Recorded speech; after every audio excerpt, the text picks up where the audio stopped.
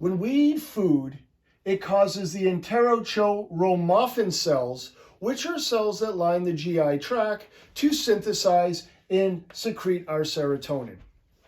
Now again, these cells line the inside of our GI tract, and for them to synthesize and secrete serotonin, we start with the essential amino acid tryptophan. Now tryptophan is converted to 5-hydroxytryptophan with the enzyme tryptophan hydroxylase.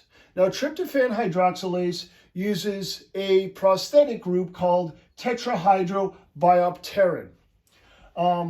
And for 5-hydroxytryptophan to be converted into serotonin and carbon dioxide, we need the enzyme aromatic amino acid decarboxylase.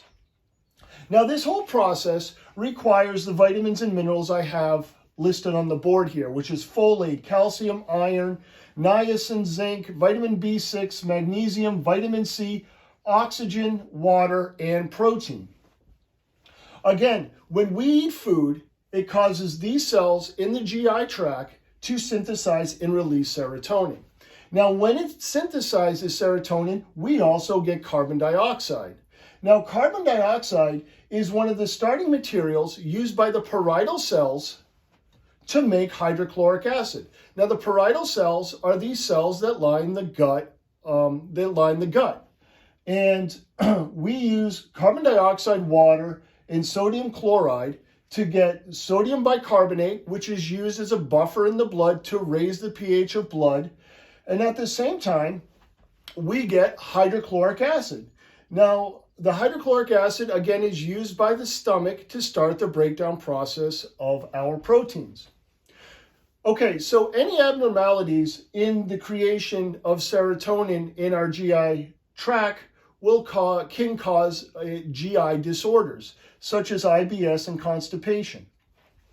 Now, serotonin also stops the release of norepinephrine, and if we take drugs, toxins, or irritants with our food, it can raise the level of serotonin, which can result in diarrhea and eventually vomiting.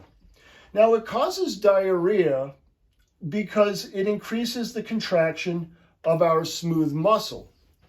Now, when we produce so much serotonin as a consequence of taking drugs, toxins, or having enough irritants in our food, the serotonin will enter into the bloodstream faster than the platelets can pull it out of the blood and store it. Now, when there's too much serotonin in our blood, that's when it can induce vomiting. And in fact, it's chemo drugs. Some of the chemo drugs are actually targeted, they target these receptors to prevent us from vomiting when we take, chemotherapy drugs.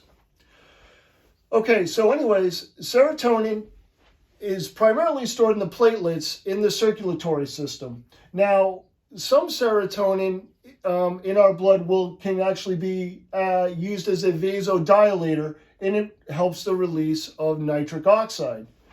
But when we get cut, the serotonin, will act as a vasoconstrictor and help with blood clotting as well as wound healing.